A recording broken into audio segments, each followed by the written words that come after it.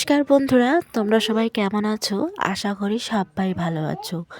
প্রতিদিনের মতো আজকেও তোমাদের সামনে ব্লগ ভিডিও শুরু করলাম। তো সকাল সকাল রান্না থেকে তোমাদের সঙ্গে ভিডিও শুরু করলাম। সারাদিনে আমি কি করছি না করছি সব কিছু তোমাদের সঙ্গে শেয়ার করব। যেহেতু আমি ভিডিও শুরু করে নিয়েছি, তার জন্য কিন্তু সব কিছু তোমাদের সঙ্গে শেয়ার করার দায়িত্ব শুধু আমার। তো ছোট্ট একটা ভিডিও সকাল সকাল কী রান্না করব না করব সব কিছু তোমাদের সঙ্গে শেয়ার করব। আর সারাদিনে কি করছি না করছি সব কিছু তোমাদের সঙ্গে শেয়ার করব। তো সকাল সকাল রান্না করলাম সিম আলুর তরকারি, সিম আলুর ভাজা, তারপর হলো আলু দিয়ে শুটকি মাছ দিয়ে আলুর তরকারি। তো অনেক সুন্দর হয়েছে, যেহেতু নতুন আলু তার জন্য কিন্তু অনেক সুন্দর হয়েছে আলুর ঝোলটা। এখানে আছে শুটকা মাছ দেওয়া, তারপরে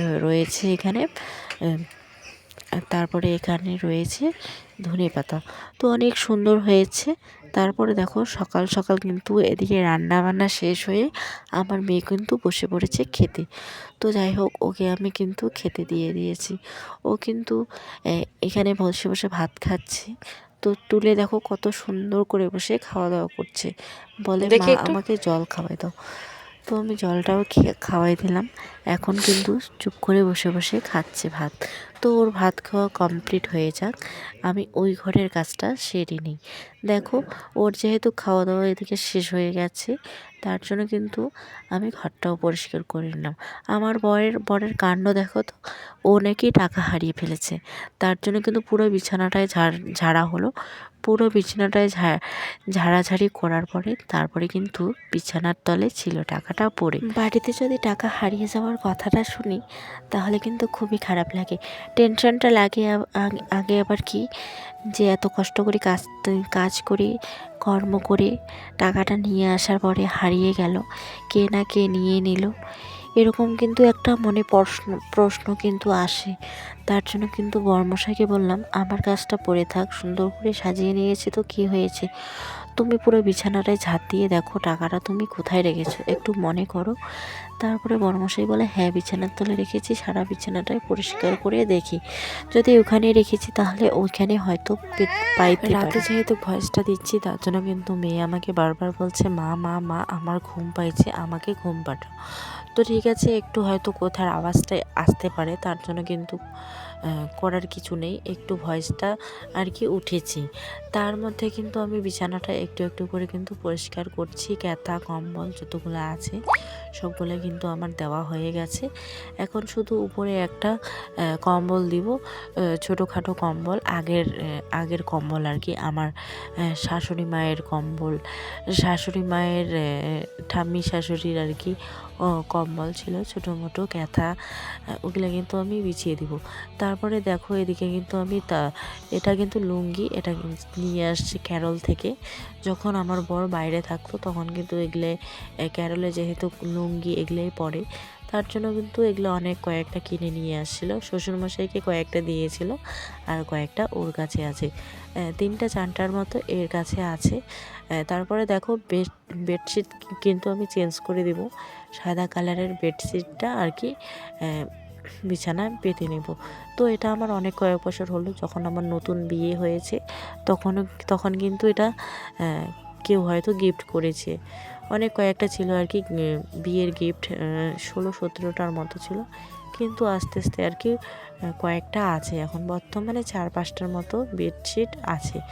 এগুলো ছোটোখাটো বেডশিট, একটু আর কি বেডশিট শুধু বেডেই হয়, নিচে ঝুলে থাকে না, শুধু একটু আর কি বেডশিটগুলো বিছানার মতো আর কি। তারপরে আমি সুন্দর করে পেতে নিলাম, যেহেতু বেডশিট আমার ইচ্ছে করছিল যে সাদা কালারের বেডশিটটা পেতে রাখি, হয়তো আমার ভালো লাগবে, তার জন্য কিন্তু পেতে রাখা হয়েছে। হয়তো 2 দিন পরে আমি তুলে নেব। তারপরে দেখো তো কত সুন্দর করে সাজিয়ে নিয়েছি বিছানাটা, অনেক সুন্দর লাগছে। তারপরে তোমাদের সঙ্গে পরে আমি আবারও শেয়ার করব কত সুন্দর করে আমি বেডশিটটা পেতে রেখেছি। তারপরে এক এক করে, যেহেতু ছোটোর একটা বিছানায় ছিল, বিছানায় তুলে রাখলাম। তারপরে চেয়ার ছিল উপরে, ওটাও কিন্তু তুলে রাখলাম। প্রথমে কিন্তু র্যাকটা ধোয়ার পরে উল্টো হয়ে গেছে, তার জন্য কিন্তু সোজা করে নিলাম।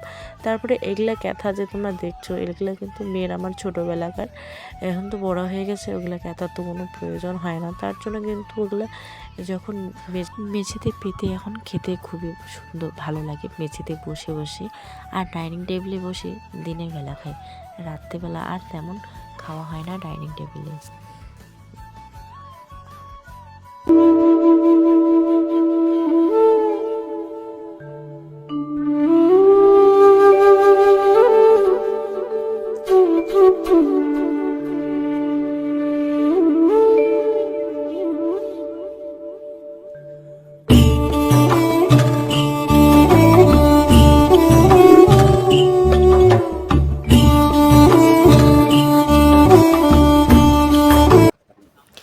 আমার এই স্বপ্নের ঘরটা আমি কত সুন্দর করে সাজাতে চাই, অনেক সুন্দর করে সাজাতে চাই এই স্বপ্নের ঘরটা। জানি না আমার কবে স্বপ্নটা পূরণ হবে। তারপরে স্বপ্নের ঘরের কথা বাদে দাও, কবে হবে না হবে সেটা ভগবানের কাছে সব কিছুই, আর আমার বরের কাছে সব কিছুই। তো ওর কাছেই ছেড়ে দেই, ওর ঘর ও কবে বানায় না বানায় সেটা ওর ব্যাপার আর কি। তো থাক, এগুলো কথা বাদে দিই। তারপরে দেখো আমার এক বিছানা তো সুন্দর করে পরিষ্কার করে রাখলাম, আরেক বিছানাতে কাজ করতে শুরু করলাম।